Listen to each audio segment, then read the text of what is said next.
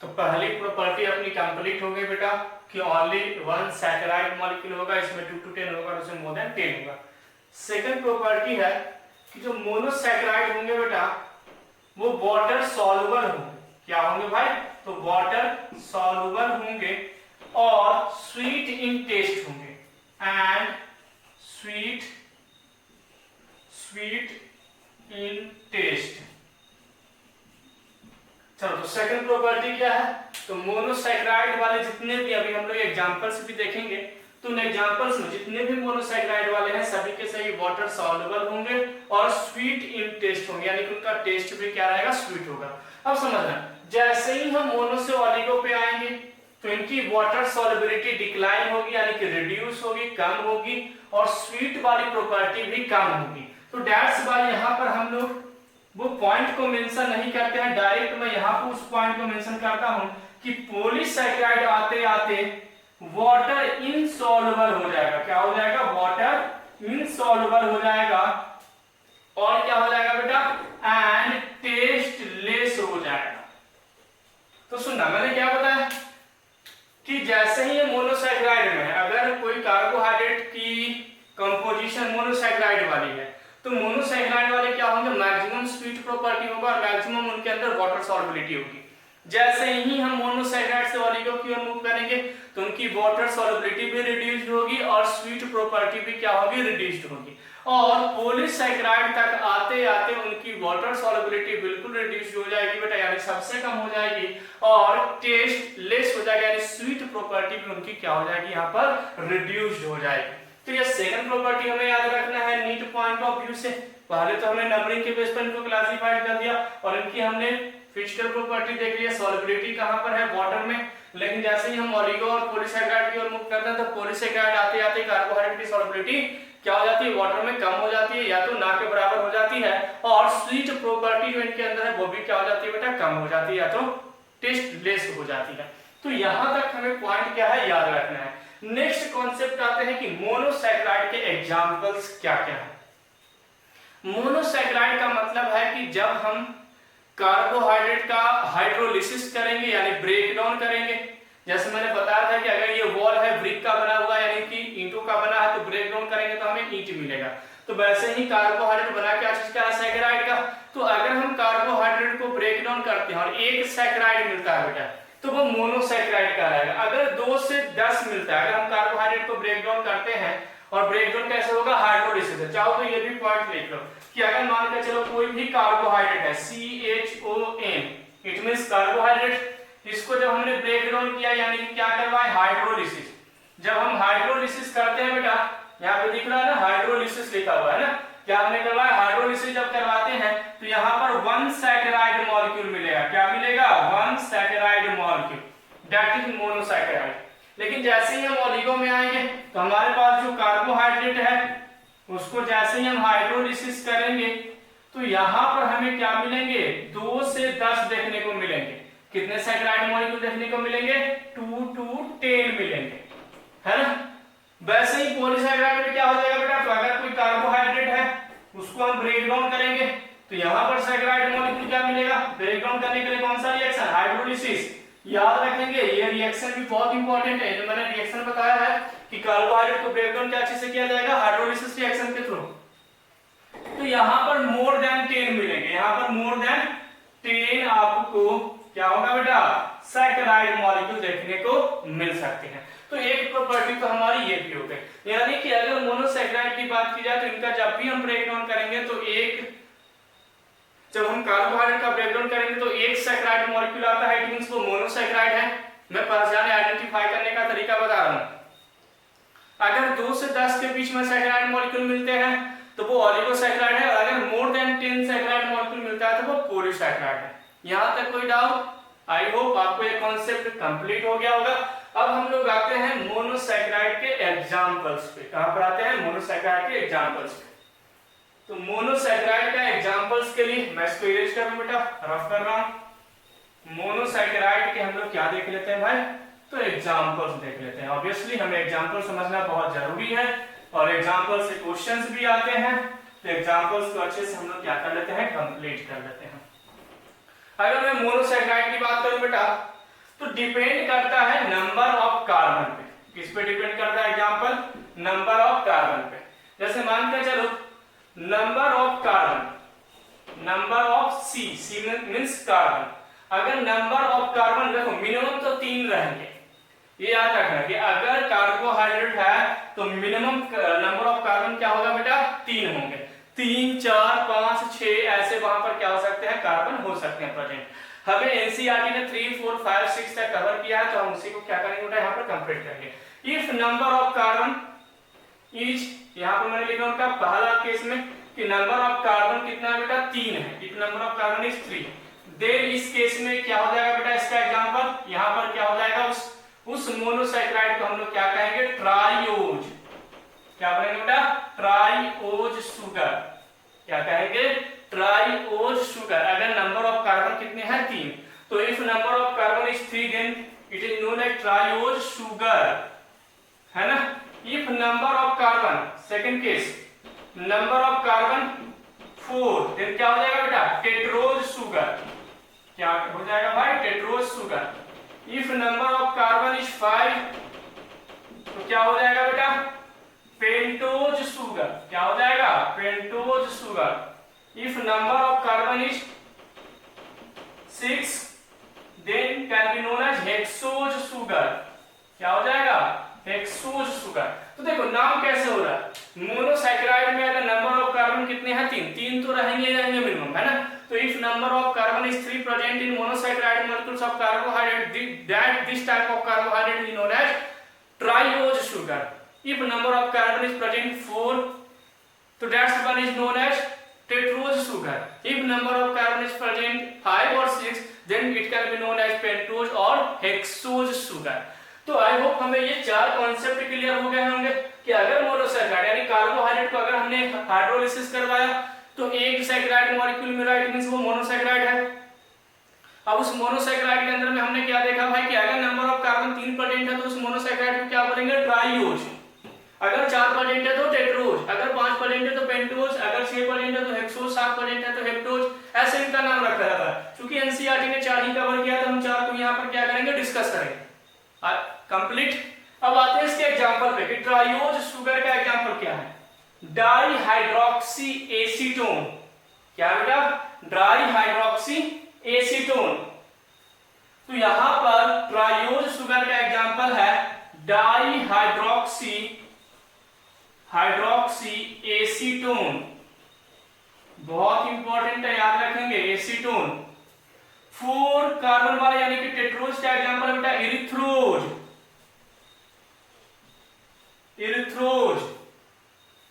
Pentose का है बेटा? पेंटोज शुगर का एग्जांपल है 2, एक है राइबोज और एक है डीऑक्सीराइबोज, जो डीएनए में प्रेजेंट होता है डीऑक्सीराइबोज शुगर, और जो आरएनए में प्रेजेंट होता है राइबोज शुगर। तो राइबोज और डीऑक्सीराइबोज। और हेक्सोज का एग्जांपल है बेटा ग्लूकोज, क्योंकि C6H12O6 उसका जनरल फॉर्मूला होता है C6, यानी कार्बन कितना है उसमें? 6 प्रेजेंट है। आया समझ में? तो उसी के बेस पर ग्लूकोज, फ्रक्टोज।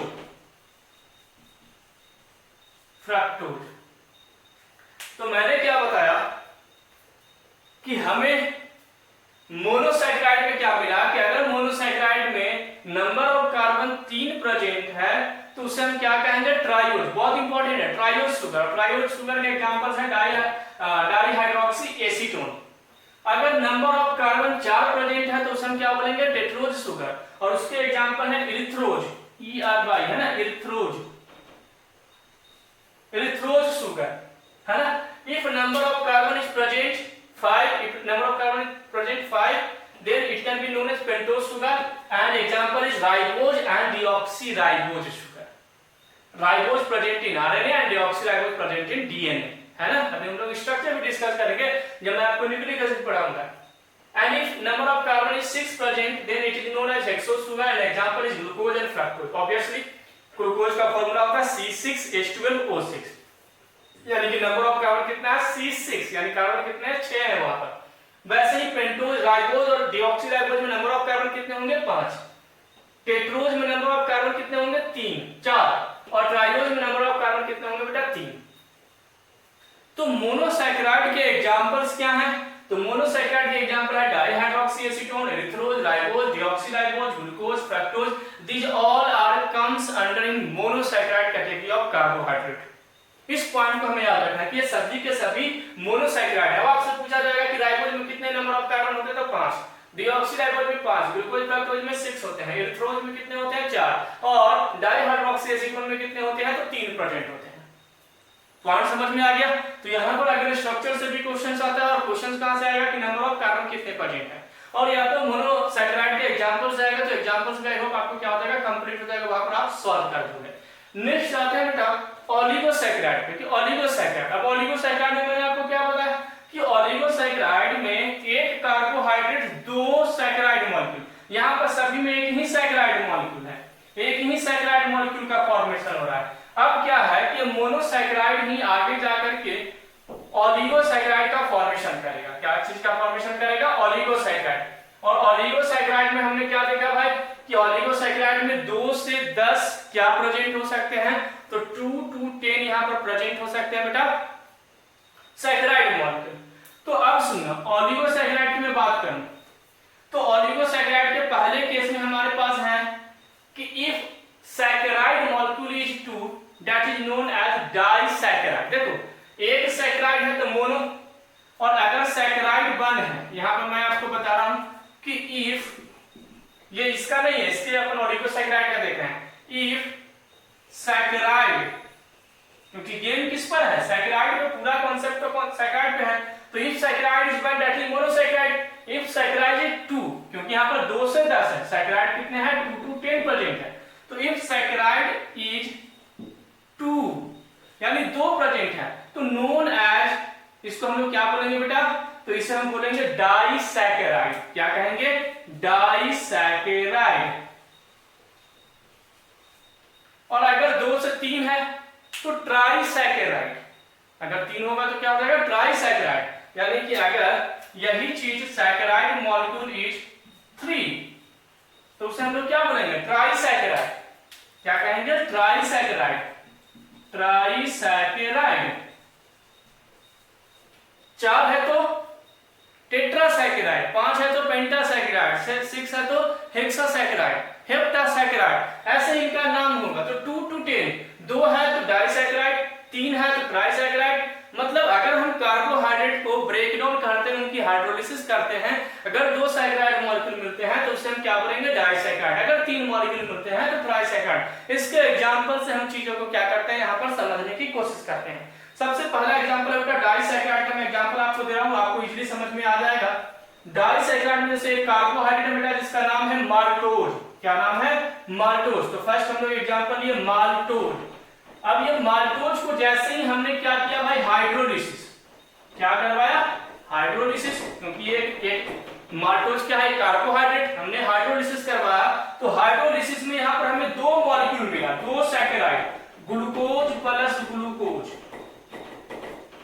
2 ग्लूकोज यानी कि 2 मोनोसैकेराइड। ग्लूकोज किसका एग्जांपल है, मोनोसैकेराइड का। मैंने बताया था हेक्सोज में कि glucose is the example of hexose और मोनोसैकेराइड, यानी 2 मोनोसैकेराइड मिलकर के क्या बनाएगा, डाइसैकेराइड। ऑब्वियसली 2 मोनोसैकेराइड, एक ये और एक ये, तो 2 मिलकर के क्या बनाएगा, डाइसैकेराइड। ये भी मोनोसैकेराइड, ये भी मोनोसैकेराइड, दोनों ने मिलकर के क्या बना दिया, डाइसैकेराइड, जिसका नाम क्या है, माल्टोज।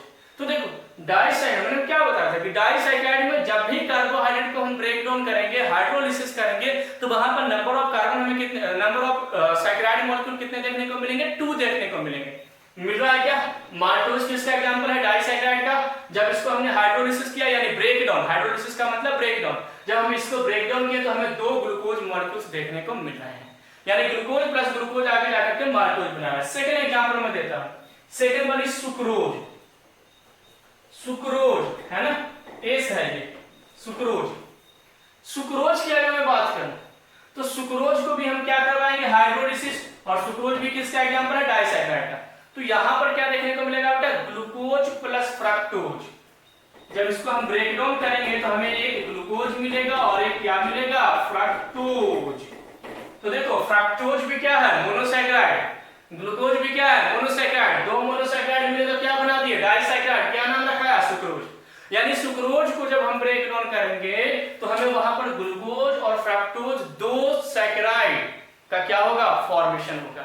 यानी ग्लूकोज प्लस ग्लूकोज मिलकर के माल्टोज बनाता है, ग्लूकोज प्लस फ्रक्टोज मिलकर के सुक्रोज बनाता है। आया समझ में? नेक्स्ट आता है बेटा lactose. Third one example is lactose. Lactose भी किसका एग्जांपल है? तो लैक्टोज भी एग्जांपल है डाइसैकेराइड का। लैक्टोज में क्या देखने को मिलेगा कि जब हम इसको हाइड्रोलिसिस यानी ब्रेक डाउन करेंगे तो ग्लूकोज मिलेगा, ग्लूकोज सभी में प्रेजेंट रहेगा, है ना, ग्लूकोज प्लस साथ में यहां पर मिलेगा गैलेक्टोज। गैलेक्टोज तो देखो गैलेक्टोज मोनोसैकेराइड है, ग्लूकोज मोनोसैकेराइड है, ये दो मोनोसैकेराइड मिलकर के एक डाइसैकेराइड का फॉर्मेशन किया जिसको हम लोग क्या नाम दिए, लैक्टोज। तो मैंने बताया था कि जैसे ही हम डाइसैकेराइड पे आते हैं तो डाइसैकेराइड पे चीजें क्या हो जाती है कि अगर डाइसैकेराइड पे हम लोग लेकर के आ रहे हैं चीजों को तो डाइसैकेराइड में हमें दो सैकेराइड मॉलिक्यूल मिलेंगे जब हम इसकी हाइड्रोलिसिस करवाएंगे, है ना। तो देखो माल्टोज में दो मिल गया, सुक्रोज में भी दो मिल गया और लैक्टोज में भी दो सैकेराइड मॉलिक्यूल मिल गया। इट मींस ये तीनों के तीनों किसके एग्जांपल है, डाइसैकेराइड। तो डाइसैकेराइड के एग्जांपल्स आई होप आपका क्लियर हो गया होगा। सेकंड पॉइंट आपको जो याद रखना है बेटा वो ये है कि माल्टोज क्या चीज का बना होता है, तो ग्लूकोज प्लस ग्लूकोज हमेशा माल्टोज बनाएगा, सुक्रोज ग्लूकोज प्लस फ्रक्टोज हमेशा सुक्रोज बनाएगा और ग्लूकोज प्लस गैलेक्टोज हमेशा लैक्टोज का फॉर्मेशन करेगा। इस पॉइंट को आपको क्या करना है, याद रखना है। अभी हम लोग ट्राइसैकेराइड पे आते हैं। फिलहाल मैं आपको एक छोटा सा ट्रिक देता हूं ताकि ये चीजें आप कंफ्यूज ना हो कि किसमें किसमें क्या प्रेजेंट होगा। अब देखो माल्टोज से कैसे निकालेंगे, माल्टोज से निकालेंगे मालदार। मालदार चीज यानी कि जिसमें बहुत ज्यादा एनर्जी हो, मालदार चीज वही होंगे जिसमें क्या होगा, ग्लूकोज होगा। अगर देखो ग्लूकोज तो सभी में है, तीनों में ग्लूकोज है, फर्स्ट तो कॉमन है, तो मालदार चीज किसमें पाया जाता है, तो मालदार चीज पाई जाती है ग्लूकोज में। एनर्जी मिल जाती है हम ग्लूकोज पीते हैं तो याद हो गया, मालदार से माल्टोज किसमें पाया जाएगा, ग्लूकोज, यानी ग्लूकोज प्लस ग्लूकोज वहां पे प्रेजेंट होगा। सेकेंड है बेटा सुक्रोज। सुक्रोज से निकालेंगे सूखारोज। सुक्रोज से क्या निकालेंगे, सूखारोज, रोज मतलब गुलाब, है ना, सूखारोज सुक्रोज। और ग्लूकोज तो है ही और फ्रक्टोज, तो इसको शॉर्ट फॉर्म में हम क्या बोलेंगे, G F. G for glucose, A for fructose. वहां पर क्वेश्चन नीट में सॉल्व हो जाएगा, हम छोटे छोटे निमोनिक से सॉल्व करेंगे। तो G for glucose, A for fructose, GF यानी कि गर्लफ्रेंड। तो सूखा रोज किसको दिए, गर्लफ्रेंड को, गर्लफ्रेंड नाराज हो गई। सूखा रोज हमने क्या दिया भाई, गर्लफ्रेंड को, तो गर्लफ्रेंड क्या हो गई, नाराज हो गई। तो सूखा रोज से सुक्रोज क्या प्रेजेंट होगा, तो जीएफ प्रेजेंट होगा, G for glucose, A for fructose. आपको वहीं पे सॉल्व हो जाएगा। नेक्स्ट है बेटा, अब नाराज हो गई तो उसको हमने क्या दिया भाई, तो लैक्टोज से निकालेंगे लाख। उसको ₹1,00,000 की गले की हार दिए। क्या दिए भाई, गले की हार। जब नाराज हो गई तो क्या दिए, गले की हार। तो ग्लूकोज तो इसमें है ही और गला से हो जाएगा गैलेक्टोज। क्या हो जाएगा, गैलेक्टोज। और लाख से हो जाएगा लैक्टोज। तो सिंपल चीज है। कैसे हम याद करेंगे डाइसैकेराइड में कि कौन कौन सी चीजें कहां-कहां पे प्रेजेंट है, यहां से नीट में क्वेश्चंस पूछे जाते हैं। तो हम कैसे याद करेंगे, तो हमने याद किया भाई कि ये हमारा जो माल्टोज है, मालदार चीज है, हमें ग्लूकोज में देखने को मिलेगी, तो glucose plus glucose that is maltose. Sucrose यानी सूखा रोज, सूखा रोज किसको दिए, जीएफ यानी कि glucose plus fructose, G for glucose, A for fructose. Girlfriend नाराज हो गई, जीएफ को दिया हमने सूखा रोज, तो नाराज हो गई, तो हमने क्या दिया भाई, ₹1,00,000 की, लाख यानी कि लैक्टोज, ₹1,00,000 की क्या दिए, गले की हार यानी गैलेक्टोज। ग्लूकोज तो पहले ही प्रेजेंट है, सभी में ग्लूकोज है। तो ये ट्रिक से, इस निमोनिक से भी आप इसको क्या कर सकते हो, विद इन मिनट आप इन तीनों के कॉन्सेप्ट को, जो हमेशा आपको कंफ्यूज करता है एग्जामिनेशंस में, भूल जाओगे ग्लूकोज प्लस ग्लूकोज किस में होगा, ग्लूकोज प्लस फ्रक्टोज किस में होगा, या ग्लूकोज प्लस गैलेक्टोज किस में होगा। तो उसको याद रखने के लिए छोटी सी निमोनिक्स हम लोग क्या कर सकते हैं, याद कर सकते हैं। चलो, तो ये तो कंप्लीट हो गया अपना डाइसैकेराइड। अब हम लोग आते हैं बेटा ट्राइसैकेराइड पे। और ट्राइसैकेराइड का मतलब क्या, इससे आगे में नहीं पढ़ना, टेट्रा पेंटा ये सब नहीं पढ़ना। ट्राइसैकेराइड के बाद डायरेक्ट हम लोग पॉलीसैकेराइड पे आ जाएंगे। ट्राइसैकेराइड का मतलब है कि अगर कार्बोहाइड्रेट यहाँ पे प्रेजेंट है तो वो कार्बोहाइड्रेट की जब हाइड्रोलिसिस करवाएंगे यानी जब ब्रेक डाउन करेंगे तो हमें नंबर कितने मिलेंगे, सैकेराइड मॉलिक्यूल 3 मिलेंगे। सैकेराइड मॉलिक्यूल वहां पर कितने देखने को मिलेगा, 3 देखने को मिलेगा। तो इसका भी एग्जांपल देख लेते हैं भाई, एग्जांपल से ही हम लोग चीजों को कंप्लीट कर रहे हैं। तो ट्राइसैकेराइड का भी हम लोग क्या देख लेते हैं, एग्जांपल्स। और एग्जांपल में पहली एग्जांपल मैं यहां पे लेता हूं बेटा रैफिनोज। रैफिनोज क्या है? रैफिनोज।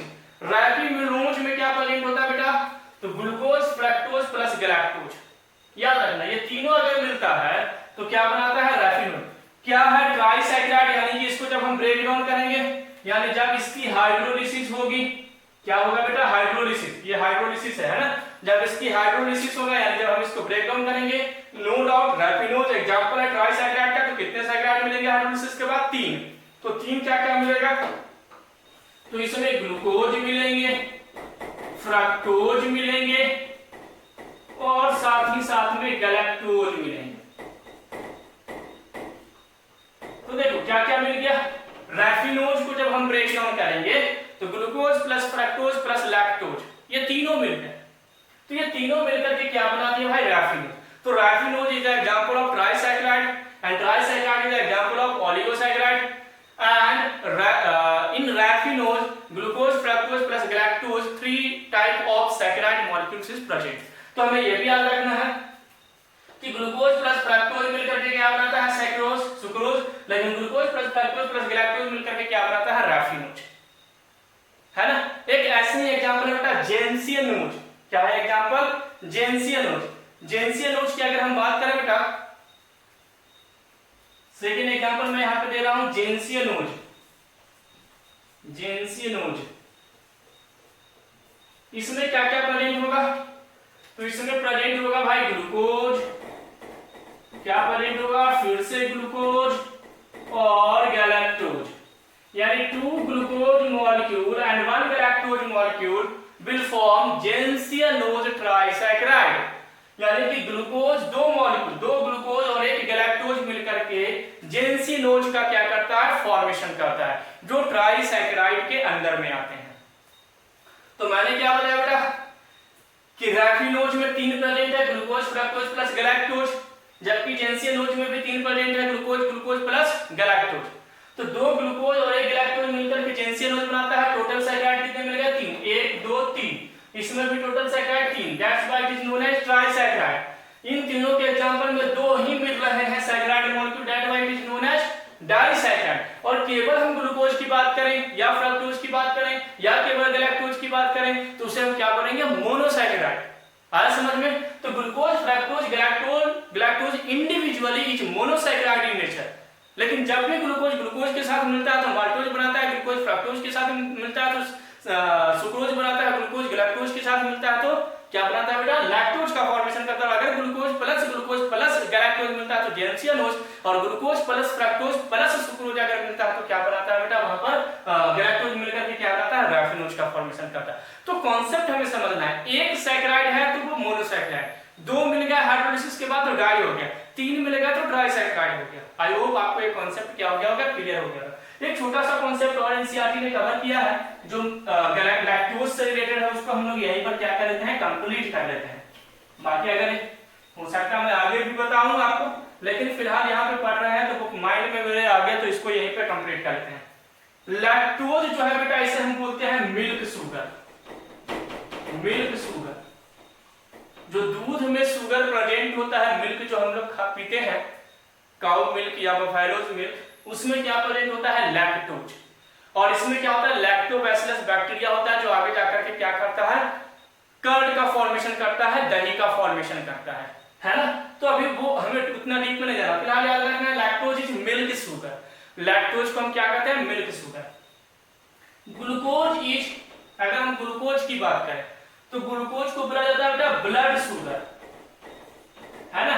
यानी अगर हम अपनी बॉडी को एनर्जी देना चाहते हैं तो हमें क्या चाहिए? ग्लूकोज, क्योंकि ग्लूकोज क्या है? ब्लड शुगर है। एनर्जी ब्लड में अगर जाएगी तो ब्लड पूरी सेल को ट्रांसफर करेगी। आपने 10th में पढ़ा होगा ना ट्रांसपोर्ट मैकेनिज्म, तो उसमें क्या होती है? जैसे ही ब्लड में कोई भी चीज जाती है तो पूरे सेल में वो ट्रांसपोर्ट कर देती है। तो अगर ग्लूकोज ब्लड में चली गई तो पूरे सेल को एनर्जी मिल जाएगी, यानी कि बॉडी में क्या आ जाएगी? एनर्जी आ जाएगी। सेल को एनर्जी मिलेगी यानी पूरी बॉडी को एनर्जी आ गई। इट मींस ग्लूकोज क्या है? Blood sugar. ये भी पॉइंट हमें याद रखना है। एंड गैलेक्टोज, ये जो गैलेक्टोज है बेटा, ये गैलेक्टोज इज ब्रेन शुगर। इसे हम क्या कहते हैं बेटा? Brain sugar. यानी अगर हमें ब्रेन को जगाना है, अगर हमें ब्रेन में एनर्जी देनी है तो ब्रेन के लिए क्या चाहिए, गैलेक्टोज चाहिए। ग्लूकोज मॉलिक्यूल्स ब्रेन सेल को उतना ज्यादा पोटेंसी नहीं देती है जितना कि गैलेक्टोज। तो देखो याद रखना है, lactose is milk sugar, glucose is blood sugar and galactose is brain sugar. अब क्या बचा, fructose. Fructose is fruit sugar. क्या बेटा, तो मैं यहां पे लिखता हूं फ्रक्टोज इज फ्रूट शुगर। ये बेसिकली जो फ्रूट में प्रेजेंट होते हैं वो क्या होते हैं, फ्रक्टोज होते हैं। वहां पर जो शुगर मॉलिक्यूल जो कार्बोहाइड्रेट प्रेजेंट है वो किसके फॉर्म में प्रेजेंट है, फ्रक्टोज के फॉर्म में। तो देखो glucose is blood sugar, fructose is fruit sugar, galactose is brain sugar and lactose is milk sugar. इसलिए बोला जाता है, देखो ये मिल्क है यानी लैक्टोज, मिल्क शुगर में दोनों शुगर प्रेजेंट है, ब्लड शुगर भी और ब्रेन शुगर भी। मिल्क में, ये मिल्क के अंदर दोनों प्रेजेंट है ना, यही दोनों मिलकर के तो लैक्टोज का फॉर्मेशन कर रहा है जो मिल्क के अंदर प्रेजेंट है। इट मींस मिल्क के अंदर ग्लूकोज भी है और गैलेक्टोज भी है, यानी कि ब्लड शुगर भी है और ब्रेन शुगर भी है, यानी कि ये पूरी बॉडी को भी एनर्जी देगा, साथ ही साथ ये ब्रेन के लिए भी इंपॉर्टेंट है। तब तो बोला जाता है कि दूध पीजिए ताकि शरीर का भी विकास हो और ब्रेन का भी विकास हो, क्योंकि मिल्क ऐसा सब्सटेंस है